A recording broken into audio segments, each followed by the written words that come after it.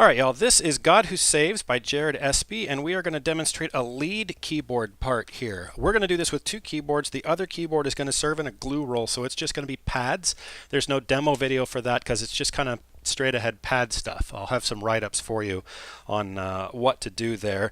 But this one, this is a guitar-heavy song, but we're actually going to turn it into a synth feature instead of a guitar feature. So it's got like a tap-delayed guitar off the top. We're going to replace that with a synth, and we're going to replace some of the solo guitar elements, the lead guitar elements, with a lead synth element instead.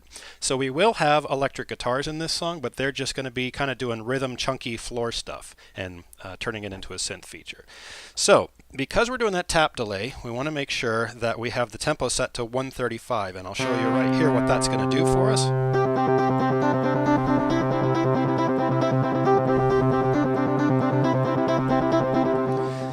So again, we're replacing the guitar's role. We're not trying to mimic a guitar. We're not trying to make the synth sound like a guitar because it's not a guitar. So we're turning the song into a synth feature, which is why it sounds a little bit different. It might take some getting used to, but I think it's going to be tons of fun. Now, what I just demonstrated for you there is being done by what's called a monosynth. Monosynth can only play one note at a time, and so whenever you lift a finger, it looks for wherever else there's a note pressed and it plays that instead. And it actually doesn't re-trigger it, it just keeps it sustaining. So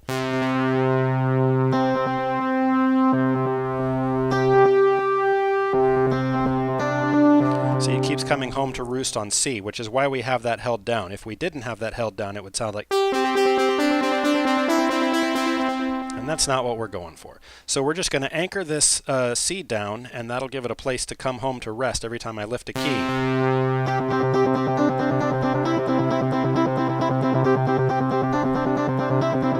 And his kingdom reigns.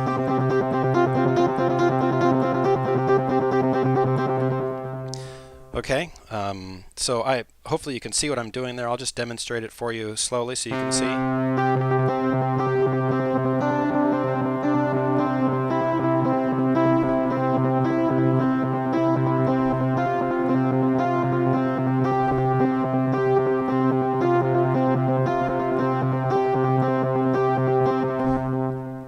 Okay, and that's going to be how we do the verses. When we get to the chorus, we have a second monosynth down here. It's actually the exact same patch, and it's in actually the same range. But the reason we split it and put two is because we want to have two anchor points to come bouncing back and forth to. So for this next section, the chorus section, you're going to pretend like you have glue on the underside of your thumbs. And as soon as your thumbs hit a key, they don't lift. So I'll demonstrate it for you here, and then we'll talk about it.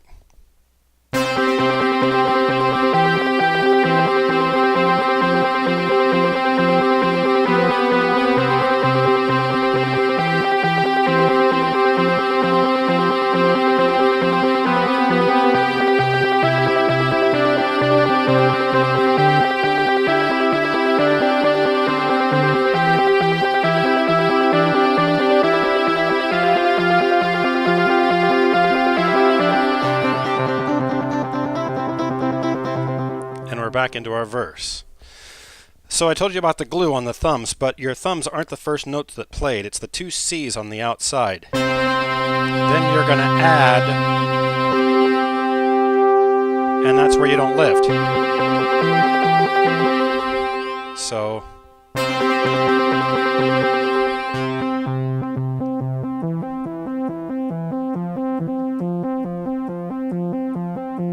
and up here it's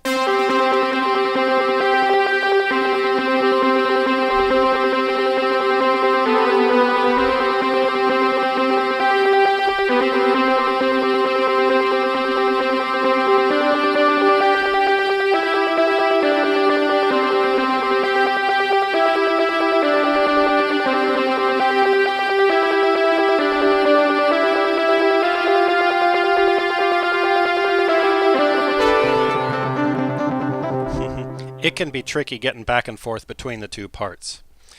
So that's a verse into a chorus, back into the verse field, and we're going to go back to a chorus, and then the only thing left is there's a solo part at the end, which is like another chorus or bridge or something, but it's the same similar chords. So as to this board,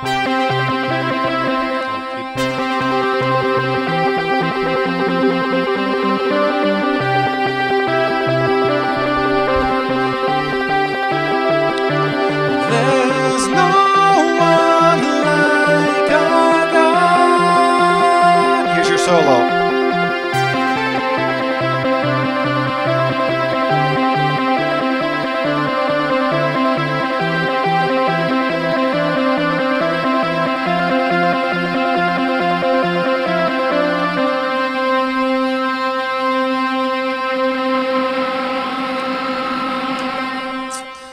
So all we're doing for the solo part, it's like the very last chunk of the chorus, but instead of anchoring on G, we're coming up and anchoring on C. So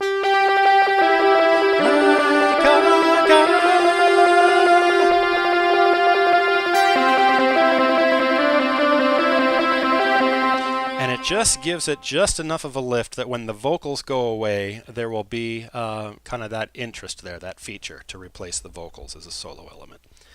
Now you saw I just ended on a C, I released all this other stuff, and I used the mod wheel. You don't necessarily have to. There's a number of ways that we might end this song. We might transition into the next section, or we might just end it there. In either case, this synth, this roll is done at that point. There will still be pads from the other synth, but the lead roll is done at that point. So hopefully that gives you enough on this song, and I'm looking forward to hearing this one come together.